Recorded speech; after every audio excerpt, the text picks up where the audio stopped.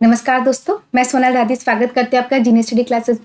आज का हमारा टॉपिक वो है जो आरपीएससी फर्स्ट ग्रेड में नया ऐड हुआ है। यानी आरपीएससी फर्स्ट ग्रेड में जीव विज्ञान बायोलॉजी में 3 टॉपिक ऐड हुए हैं। साइंस इन डेली लाइफ एक हम कर रहे हैं और एक बाकी रहेगा। ये जो टॉपिक है इसका नाम है ट्रेडिशनल नॉलेज सिस्टम, यानी जिसका शॉर्ट फॉर्म है TKS of India in science. Hindi में इसको कहते हैं भारत की पारंपरिक वैज्ञानिक ज्ञान प्रणाली। ठीक है, इस टॉपिक को हम करते हैं। अब देखिए ये टॉपिक डाला क्यों है, क्या रीजन है इसका और हमें इसमें कितना पढ़ना चाहिए। इसमें ऐसा कोई टॉपिक नहीं कि आप 1-1.5 घंटे इसको बहुत डिटेल में पढ़े, एक एक बारीकी से पॉइंट पढ़े, ऐसा नहीं है। कुछ कीवर्ड्स है जो आप उसको याद रखिए। अगर क्वेश्चन बनेंगे तो कीवर्ड्स में से बनेंगे, उसके अलावा नहीं बनेंगे। और पहले मैंने इसका सोर्स अगर आप जानना चाह रहे हैं कि मैंने कहाँ से लिया है, तो इसकी पूरी बुक है इसी नाम से, traditional knowledge system of India in science. उसमें मैंने देखा है जो उसके इंपॉर्टेंट पॉइंट है वो निकाले हैं। ये और DL-ED B.Ed वगैरह में भी ये शामिल है कुछ स्टेट्स में, तो उसमें से मैंने ये टॉपिक देखा है। प्लस मैंने जो NCERT की बुक्स है उसमें जो टॉपिक्स है जिसमें ये यूज हुआ है वो भी मैंने इसमें इंक्लूड किए, तो उसी से असेंबल करके बनाए गए हैं। क्योंकि ये टॉपिक नया है तो आपको भी पता नहीं है कि इसके क्वेश्चंस कैसे आएंगे। मैंने इसके क्वेश्चंस भी स्टडी की है। क्वेश्चन मोस्टली की पॉइंट्स पे बने हुए हैं। की पॉइंट्स को पकड़ के क्वेश्चन बन सकता है अगर बने तो, अदरवाइज नहीं बने तो ठीक है। इसलिए आप ज़्यादा टाइम इस पर मत लगाइए। चलिए फटाफट से इसको कर लेते हैं। मैं आपको बताते जाऊंगी जो जो पॉइंट इंपॉर्टेंट है आप उसको फोकस करना है। पहले आप समझिए कि भारत की विज्ञान में परंपरागत ज्ञान प्रणाली ये टॉपिक है क्या, ये टॉपिक क्या है और उसको ऐड क्यों किया है।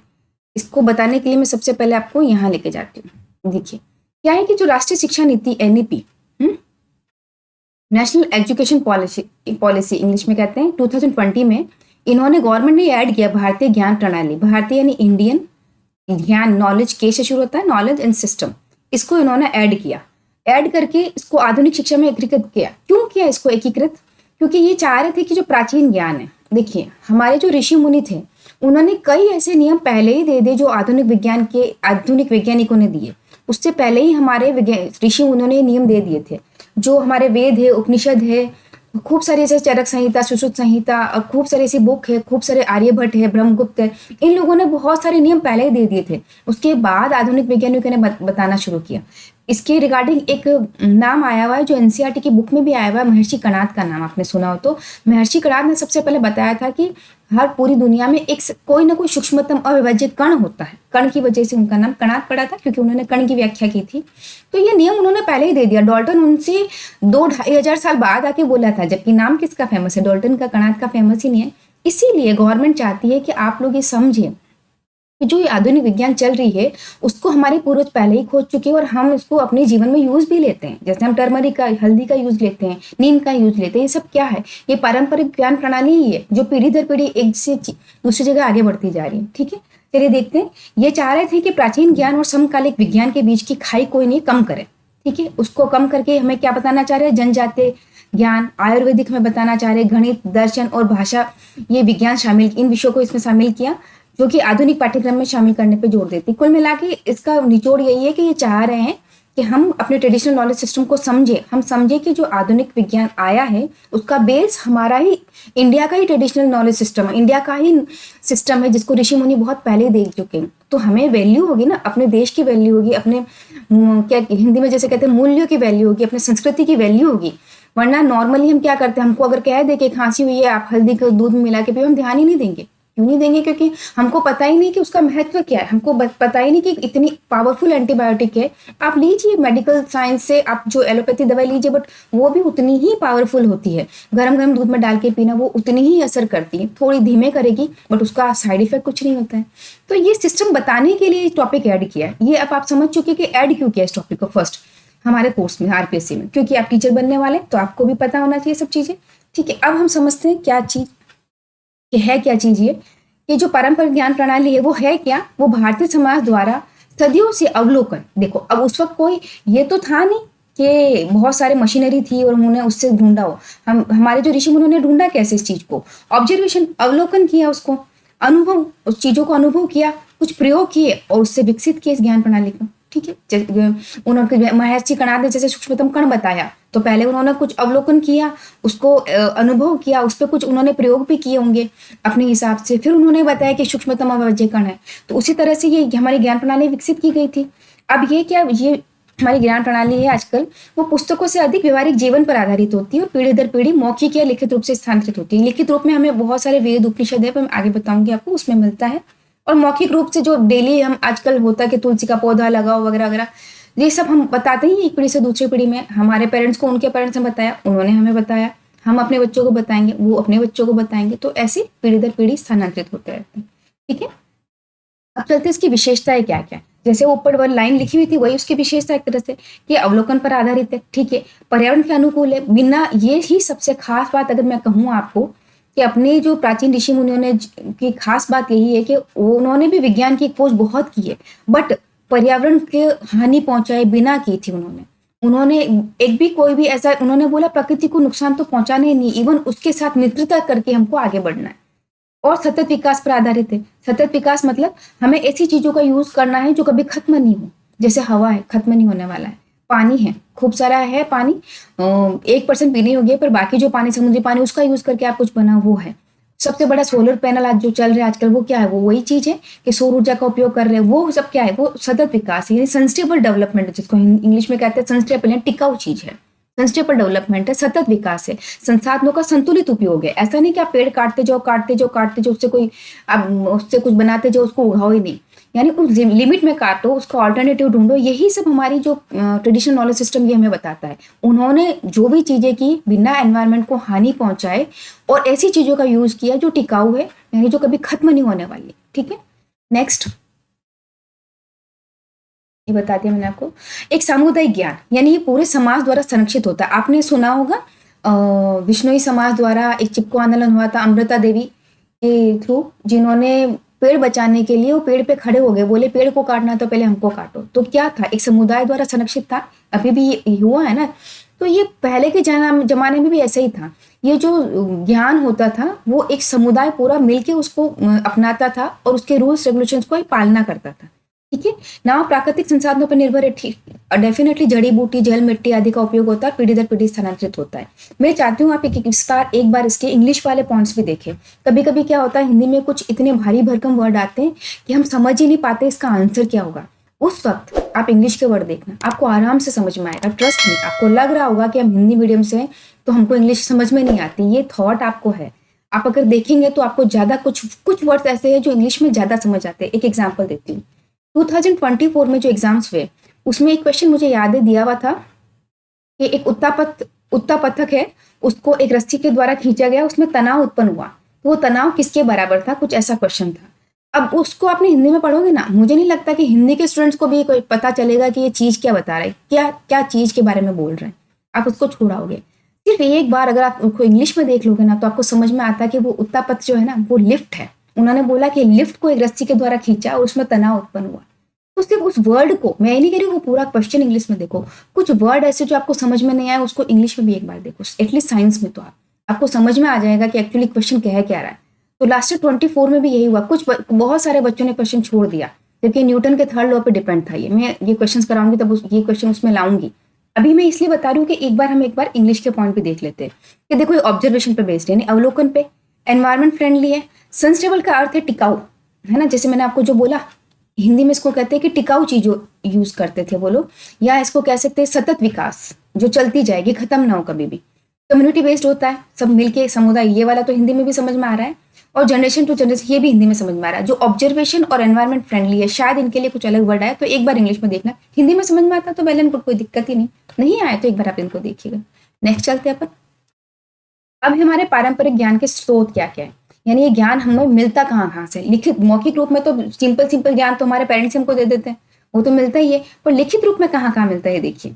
वेदों में मिलता है। 4 वेद होते हैं, ऋग्वेद, सामवेद, अथर्ववेद और यजुर्वेद।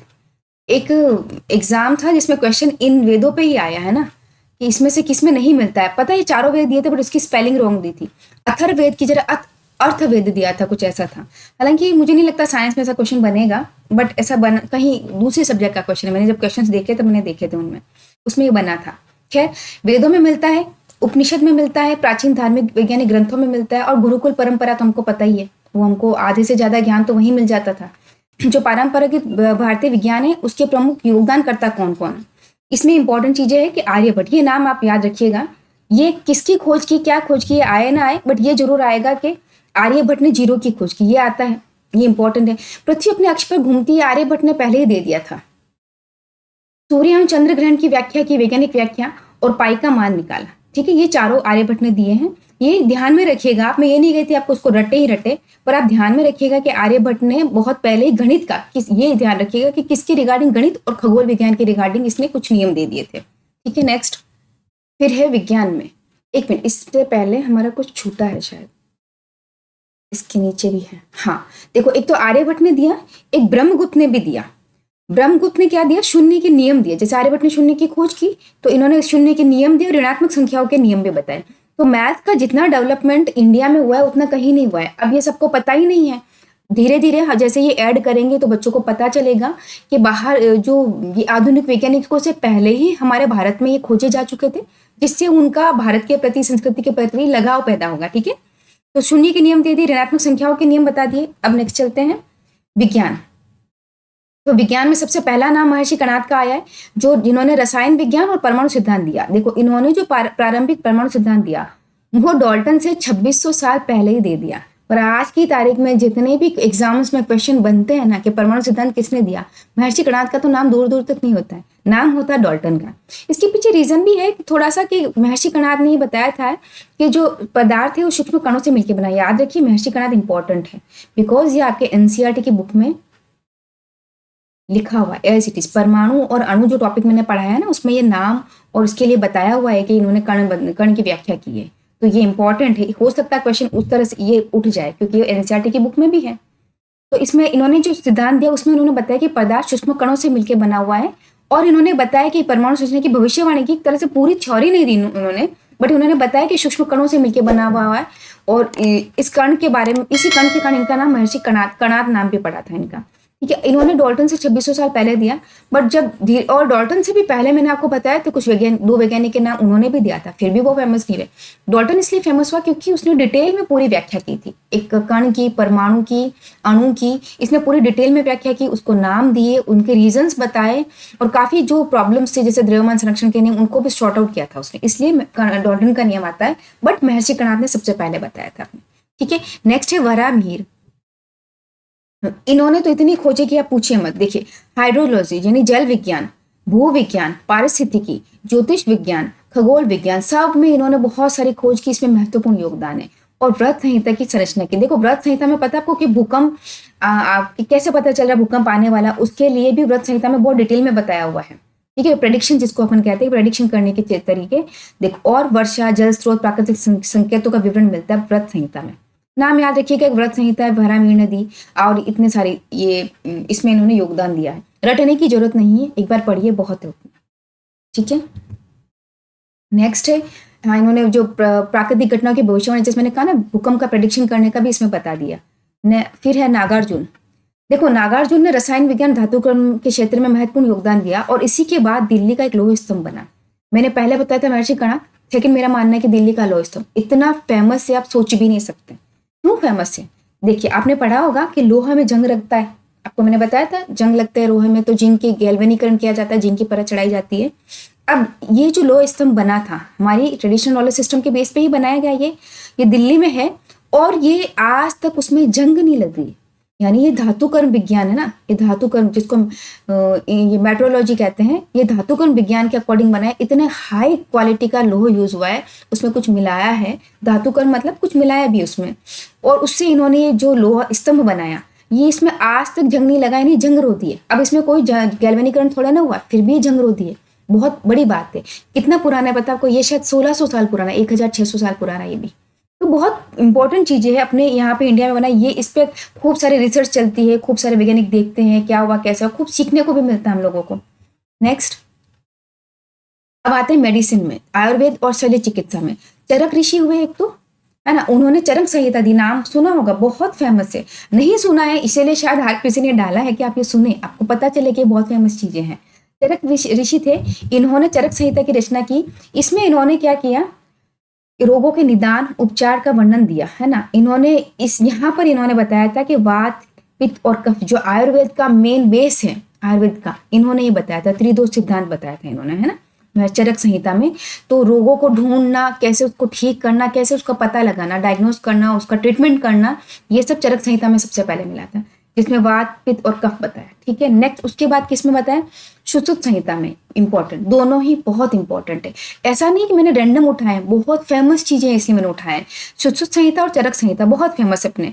अब आपको जान के ताजुब होगा, ये जो शल्य चिकित्सा जिसको हम कहते हैं सर्जरी, स्पेशली प्लास्टिक सर्जरी, ये ऑलरेडी उसमें दिया हुआ सुश्रुत संहिता में, आपको पता ही नहीं होगा। प्लास्टिक सर्जरी और सर्जरी में जो इक्विपमेंट्स यूज होते हैं वो सारे इसमें दिए हुए। पहले के टाइम में क्या होता था कि कभी किसी का नाक काट दिया सजा के तौर पे, कभी किसी का कान काट दिया, तो उस वक्त इन रेशियो ने डेवलप की क्या, ये चिकित्सा प्रणाली, जिससे उनको ठीक किया जा सके। तो जो प्लास्टिक सर्जरी है वो उस वक्त से चलती आ रही है, जब महर्षि सुश्रुत थे, उन्होंने सुश्रुत संहिता लिखी थी। और अब सच में मैं आपसे कह रही हूँ कि आज की तारीख में भी बड़े बड़े जो सर्जन होते हैं ना, वो भी इसको फॉलो करते हैं। उसमें देखा जाता है कुछ नई खोज होती है वो उसमें आपको पहले ही मिल जाएगी। आधुनिक वैज्ञानिक जो फॉरेनर्स निकाल के ला रहे हैं वो उसमें ऑलरेडी लिखा हुआ है, इक्विपमेंट्स क्या क्या यूज होने वो इतने सालों पहले लिखे हुए हैं। सोचिए आप, चरक संहिता, सुश्रुत संहिता, पता ही नहीं हम लोगों को कि हमारे ही देश से लिए गए ये सब चीजें। हम सोचते हैं फॉरेन वालों ने खोजे, ऐसा नहीं है, हमारे ही देश से निकले ये। तो चलिए, उपकरणों का विवरण दिया जाता है ये सुश्रुत संहिता की। ठीक है, आप समझ गए कि जो प्लास्टिक सर्जरी है, इक्विपमेंट्स है, यानी उपकरण जो यूज होते हैं सर्जरी में, जो शल्य चिकित्सा में, वो सब इसमें लिखे हुए थे। उसके बाद आता है योग और ध्यान। क्या था कि कुछ चीजें, जो बीमारियां थी ये उससे ठीक हो जा रही थी। अब कुछ बीमारियां ऐसी होती थी जो डेली लाइफ स्टाइल से हमें पता, मतलब हमारी होती थी, मतलब हमारे खान पान से, हमारे रहने के तरीके से। उसके लिए उन लोगों ने क्या शुरू किया? योग और ध्यान। महर्षि पतंजलि जो थे उन्होंने निकाला योग और ध्यान। अब योग और ध्यान का एक कोटेशन चलता है, हीलिंग विदाउट मेडिसिन, यानी बिना मेडिसिन के आपको ठीक करना। इसमें समग्र स्वास्थ्य यानी होलिस्टिक हेल्थ पे ध्यान दिया जाता है। ये पूरी की पूरी 100% अपनी इंडिया से निकली हुई चीजें। और आजकल तो नेचुरोपैथिक कैंप वगैरह बहुत सारे लगते हैं और जाते भी हैं मेरे हिसाब से लोग, जिसमें बिल्कुल बेसिक से बेसिक मिट्टी का लेप लगाना, सुबह उठना, मिट्टी के बर्तनों में खाना खिलाना, उनको 10-15 दिन उनको हील किया जाता है। ये तो नेचुरोपैथी कैंप चलते हैं। उसके अलावा उनके साथ में योग ध्यान, जिसको मेडिटेशन कहते, करना सिखाना, और सच में उससे ठीक भी होते हैं। ऐसे कुछ मैंने तो मेरे दूसरे छोड़े, मेरे पेरेंट्स से साल में 2 बार वहां जाते हैं। ये बहुत अच्छी चीजें हैं। अब कब करेंगे? जब आपको खुद की रूट्स पता होगी, मतलब आपको पता होगा कि हमारे भारत के विज्ञान में कितनी पावर है। आपको पता ही नहीं तो आप एलोपैथी पे ही भागते रहोगे। मैं ये नहीं कहती एलोपैथी इज बैड, मतलब जो इंस्टेंट ट्रीटमेंट होता है ना, जैसे हार्ट अटैक आ गया, अब यहाँ आयुर्वेदिक काम नहीं आता, यहाँ एलोपैथी काम आएगी। बट कुछ ऐसी चीजें हैं जो बहुत सालों की बीमारियां, वो कहाँ जाके ठीक होती है? आयुर्वेदिक में ठीक होती है। ठीक है, नेक्स्ट अब चलते हैं अपन। ये सब मैंने आपको बता दी जो अलग अलग बुक से लिए थे। अब मैंने एनसीईआरटी से निकाली ये चीजें। एनसीईआरटी में कुछ टॉपिक है जिसमें ट्रेडिशनल नॉलेज सिस्टम ये दिया हुआ है, पारंपरिक खेती, मतलब पारंपरिक जल संरक्षण, पारंपरिक ये, तो मैंने वो सारे पॉइंट निकाल के इसमें डाले, इन केस क्वेश्चन आ जाए तो ये ना हो कि हमने पढ़ाया नहीं है। ठीक है, नेक्स्ट है ट्रेडिशनल मेथड्स ऑफ सेपरेशन। ये क्लास 6 की बुक से निकाला है, जिसमें हाथ से चूगना, फटकना, यानी आपको पता है ऐसे गेहूं ऐसे हवा में ऐसे किए, ऐसे ऐसे हिलाए जाते हैं छाजले से, तो जो भारी कण होते हैं वो तो नीचे चले जाते हैं, जो हल्के कण होते हैं वो उड़ जाते हैं। ये बहुत पहले के टाइम से चल रहे, बहुत पुराना, बहुत ही पुराना है। अब उनको उस वक्त पता था कि हल्के कण उड़ते हैं, भारी कण टिकते हैं। ये साइंटिफिक नॉलेज ही, और क्या। उसी से छानना क्या था कि जो बड़े कण होंगे ऊपर रह जाएंगे, जो छोटे कण होंगे नीचे रह जाएंगे, साइज का डिफरेंस, ये सब क्या, ये ट्रेडिशनल नॉलेज सिस्टम ही उसका यूज यहाँ पे किया है। तो छलनी से छानना, मिट्टी के गढ़ों में अनाज का संग्रहण, ये यहाँ पे दिए हुए, ये उपयोग करके हमने, यानी ये ट्रेडिशनल नॉलेज सिस्टम का यूज हुआ है। चिकित्सा में कैसे यूज हुआ देखिए, तुलसी सर्दी खांसी के उपयोग में है, नीम जीवाणुरोधी होता है, करेक्ट है। अब ये प्राकृतिक कीट नियंत्रक है, यानी अनाज को कीड़ों और हानिकारक कीटों से बचाता है। अगर अनाज में नीम के पत्ते सुखा के डाले जाते हैं, उससे क्या होता है, उसमें कीड़े नहीं लगते हैं। हल्दी एंटीसेप्टिक है, ये भी, उसको आपने देखा होगा कि हल्दी का दूध पिया जाता है, कहीं लग जाए तो लगाया जाता है। और एक बुक में सेम ये दिया हुआ था तो मैंने लिया है। हल्दी प्राकृतिक सूचक है। सूचक क्या होता है? अम्ल है या क्षार है। ये अम्ल, लवण और क्षार में से ही मैंने निकाला है। उसमें दिया हुआ था कि प्राकृतिक सूचक है, यानी अगर ये अम्ल है तो ये जो इसका जो नेचुरल कलर है वो येलो हो जाएगा, थोड़ा सा उससे येलो हो जाएगा। और अगर ये क्षार है तो उसमें रेडिश ब्राउन, यानी थोड़ा गाढ़ा हो जाएगा और उसका कलर। ये पता करने का तरीका है अम्ल क्षार। ये इतना इंपॉर्टेंट नहीं है जितना इंपॉर्टेंट है कि हल्दी प्राकृतिक सूचक है ना, नेचुरल इंडिकेटर है एक तरह से। ठीक है, इंडिकेटर मतलब जो बता रहा है, इंडिकेट कर रहा है हमको, ये अम्ल है क्षार है कोई चीज, ये इंडिकेटर उसको कहते हैं। ठीक है, अब है पारंपरिक खेती। पारंपरिक खेती में आप देखिए गोबर की खाद मिलाई जाती है ना। आजकल के जो ऑर्गेनिक चीजें, ऑर्गेनिक खेती, अब आपको पता ही कितनी फेमस हो रहा है कि ऑर्गेनिक खेती करो, ऑर्गेनिक खेती करो। पहले तो भर भर के पेस्ट कंट्रोल मिलाते थे, है ना, आर्टिफिशियल। अब उससे हुआ नुकसान। आपने सुना होगा आजकल जुकाम बहुत ज्यादा लगता है, आजकल थकान बहुत ज्यादा आ जाती है। ये सब क्या ही है? ये सब यही तो है कि हम लोग अपनी पुरानी जो बेसिक चीजों को तो भूल गए और जो आर्टिफिशियल चीजें उनको ज्यादा यूज कर रहे हैं, इसीलिए तो प्रॉब्लम हो रही है। टाइम से पहले सब्जियों को पकाना, फलों को पकाना। मुझे नहीं लगता कोई भी सब्जी और फल इतना प्योर है जिसको हम खुशी से खा रहे हैं कि हम अच्छी चीज है। हेल्थ के लिए तो मुझे नहीं लगता कुछ भी अच्छा है, सब कुछ पेस्ट कंट्रोल डाला हुआ है। जबकि पुराने जमाने में क्या होता, पारंपरिक खेती, गोबर की खाद डाली जाती थी, मिश्रित फसल होती थी, ताकि एक फसल प्रॉब्लम हो तो दूसरी फसल, एक फसल दूसरी फसल को कॉम्प्लीमेंट करती थी, यानी दोनों एक दूसरे में सहायक करती थी बढ़ाने में, और उससे भूमि की उर्वरकता बढ़ती थी। ठीक है, तो मिश्रित फसल खेती होती थी। रहट सिंचाई, रहट क्या होता पता आपको? रहट सिंचाई होता था जब कुएं या कोई भी ऐसे जो वाटर सोर्स है उसमें ये लोग एक चक्कर, गोल पहिए जैसे चक्र, आपने अगर फिल्मों में देखा हो तो ऐसे चक्र होता था, यहाँ ऊपर रस्सी, ये बेल होता था यहाँ पे ना, बेल से बांध दी जाती थी, और यहाँ से होती थी बाल्टियां लगी होती थी एक के बाद एक, यहाँ निकालने का सिस्टम। ये यहाँ से इसको खींचता था बेल, तो यहाँ से खींचता था कि बाल्टियां इजीली आ जाती थी। ये साइंटिफिक ही है। आप बाल्टी को हाथ से खींचो और एक पहिए पे खींचो, ज्यादा इजी रहता है। ये सब क्या था? ये साइंटिफिक ही था। तो रहट सिंचाई प्रणाली, ये बाल्टी खींची जाती थी और यहाँ नीचे खेतों में डाल दी जाती थी। तो रहट सिंचाई प्रणाली चलती थी उस वक्त। यहाँ पे याद रखना, रहट सिंचाई प्रणाली पारंपरिक खेती। अब ये बुक में दिया हुआ था, मैंने एज इट इज लिया। इन केस क्वेश्चन बन जाए कि इसमें से पारंपरिक खेती प्रणाली, सिंचाई प्रणाली कौन सी, तो आपको पता होना चाहिए कि रहट है। ये फुमारा, बूंद बूंद विधि, फमारा विधि, ये पारंपरिक नहीं, जितनी रहट है ये वाली। ठीक है, नेक्स्ट है ट्रेडिशनल कंजर्वेशन, संरक्षण। देववन यानी स्केर्ड ग्रोव्स इसको कहते हैं। देव, ये जो मैं कह रही हूँ ना आपको, ट्रेडिशनल कंजर्वेशन सिस्टम यानी जो प्रकृति का संरक्षण है, एक तरह से प्राकृतिक संरक्षण कह सकते हैं आप उसको।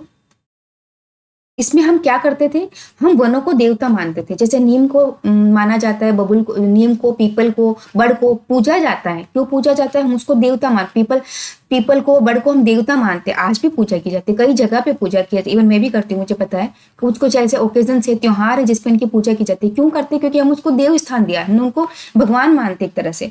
और ये किस लिए? ये उन्होंने पहले ये हमारे पूर्वजों ने सेट कर दिया ताकि हम उसको काटे नहीं। आज पीपल को काटने की हिम्मत किसी की होती है? नहीं होती है। वो सोचते कि उसमें भगवान का निवास है, इसलिए। तो ये देव, उनको देववन कहते हैं ना। तो देववन क्या है? वो क्षेत्र जो स्थानीय लोग धार्मिक आस्था और परंपरा के कारण पवित्र मान के संरक्षित करते हैं, यानी उनका दोहन नहीं करते, उनको संरक्षित करते हैं। और विष्णुई समाज द्वारा वन संरक्षण मैंने आपको बताया था, ये बहुत बड़ा एग्जाम्पल है। एक आगे एक चैप्टर है शायद, उसमें भी एक छोटा मोटा ये सामुदायिक वन संरक्षण। सामुदायिक मतलब सारे समुदाय के लोग मिलकर उसका वन का संरक्षण करते थे। ये प्राकृतिक संरक्षण है। ये ट्रेडिशनल, ये हमारे पूर्वजों ने ट्रेडिशन सेट कर दिए थे कि भगवान है, इसको नहीं काटना है, नहीं करना है, तो उसका यूज भी हम आज कर रहे हैं। तो इससे क्या होता है कि पेड़ काटना, शिकार करना, दोहन करना, इन सब में निषेध माना जाता है। किसमें? देववन में। ठीक है, ये भारत की प्राचीन भारत की पर्यावरण नैतिकता है, यानी एथिक्स। आप सुन रहे, आप तुम में एथिक्स नहीं, नैतिकता नहीं है। ये हमारी इकोलॉजिकल एथिक्स है कि हम उसको भगवान मानते हैं, उसको काटते नहीं है। ये बिना कानून के भी समाज की प्रकृति की रक्षा, ऐसा कोई कानून नहीं है ना, फिर भी हम उसकी रक्षा कर रहे हैं। ये क्या है? हमारा ट्रेडिशनल नॉलेज सिस्टम है जो हम पीढ़ी दर पीढ़ी हस्तांतरित कर रहे हैं, और क्या। ठीक है, नेक्स्ट है, लास्ट है अब ये वाटर कंजर्वेशन। देखो ये भी डेफिनेटली ये हमारी पारंपरिक जो ज्ञान प्रणाली उसके ऊपर बेस्ड है। बावड़ी सीढ़ीनुमा कुएं है जिसमें वर्षा जल का संरक्षण किया जाता है। जोहड़ एक छोटा कच्चा तालाब होता है जिसमें वर्षा जल जमा कर सकते हैं। खड़ीन प्रणाली, देखो खड़ीन एक कृषि की पारंपरिक प्रणाली। इसमें क्या होता है कि बहुत, ये हालांकि ये ज्योग्राफी का टॉपिक है, फिर भी मैं आपको बता देती हूँ कि ढलान है जैसे, है ना, पहाड़ है। अब पहाड़ से पानी कैसे ऐसे नीचे आएगा, यहाँ से और फालतू में चला जाएगा कहीं पे। खड़ीन क्या करता है, इसके आगे यहाँ पर जो तालाब बना देता है छोटे छोटे यहाँ पर, और वहां पर ये बाउंड्रीज बना देता है ना, वहां पर ये पानी इकट्ठा होता है और वहीं पे खेती कर लेते हैं। तो उसका पानी का क्या करते हैं? उपयोग करते हैं। तो खड़ीन प्रणाली है। ये प्रणालियों के नाम अगर आ जाए, क्योंकि एनसीईआरटी बुक से उठाए हैं, पारंपरिक वाटर कंजर्वेशन सिस्टम कौन सा है, तो आपको पता होना चाहिए कि ये है। और देखो ये जो रेन वाटर हार्वेस्टिंग है, वो सेंचुरीज, बहुत सालों पहले ही ये खोज हो चुकी है। ठीक है, तो मेरे हिसाब से ये मटेरियल सफिशिएंट है और इतना टाइम भी बहुत है, आप इस टॉपिक को दें। तो आप क्वेश्चन में अगर नया टॉपिक में से आएंगे तो मुझे लगता है साइंस इन डेली लाइफ से आने के चांसेस रहते हैं। इसमें से भी अगर आए तो आप रॉन्ग नहीं करें, कुछ कीवर्ड्स आप ध्यान में रखिए। शॉर्ट एंड स्वीट टॉपिक है, छोटा सा, ज़्यादा टाइम वेस्ट करने की जरूरत नहीं है इस पर। आप एक बार पढ़ लीजिए, आपको समझ में आ जाएगा। मैंने मटीरियल जहाँ जहाँ से लिए उसके सोर्सेज भी मैंने आपको बताए हैं। तो अगर आपको ये वीडियो अच्छा लगा तो उसको लाइक जरूर कर दीजिएगा। और हाँ, एक बात, मैं सॉरी हूँ कि मैं क्लासेस जल्दी जल्दी नहीं डाल पाती हूँ। मैं कोशिश करूँगी कि आप रैपिडली आपका एक बार कोर्स करवा दूँ ताकि आप रिवीजन का आपको टाइम मिले। मैं समझती हूँ आपको रिवीजन का टाइम चाहिए होता है। मैं PYQs की क्लास भी लेके आऊँ तो आपको एक कॉन्फिडेंस भी बिल्डअप हो कि हमने जो पढ़ाया हुआ हम उसको कर सकते हैं। लास्ट ईयर प्रीवियस ईयर के जितने भी क्वेश्चन 2011 से लेकर 24 तक जितने भी क्वेश्चन आए हैं, मैं डेफिनेटली एक बार उसको करवाऊंगी और आपको बताऊंगी कि किस तरीके से क्वेश्चन अटेंड किए जाते हैं। कभी कभी क्वेश्चन सारे ऑप्शंस देख आपको लगता है कि मुझे क्वेश्चन आता नहीं, पर अगर आप ऑप्शंस देखोगे तो आपको लगेगा कि हाँ मुझे आंसर आ गया, समझ में आ जाएगा। तो मैं सब कुछ बताऊंगी आपको। एक बार कोर्स फटाफट से खत्म कर लेंगे। 15 डे हमारा हो चुका है, कुछ क्लासेस बाकी हैं जो 1 मंथ शॉर्ट में मैं करवा दूंगी आपको। उसके बाद आपका कोर्स खत्म हो जाएगा। ठीक है, तो वीडियो को लाइक कीजिए, चैनल को सब्सक्राइब कीजिए और ज़्यादा से ज़्यादा शेयर कीजिए ताकि आपके फ्रेंड्स को भी इसका प्रॉफिट मिल पाए। मिलते हैं अपनी अगली क्लास में, तब तक के लिए धन्यवाद।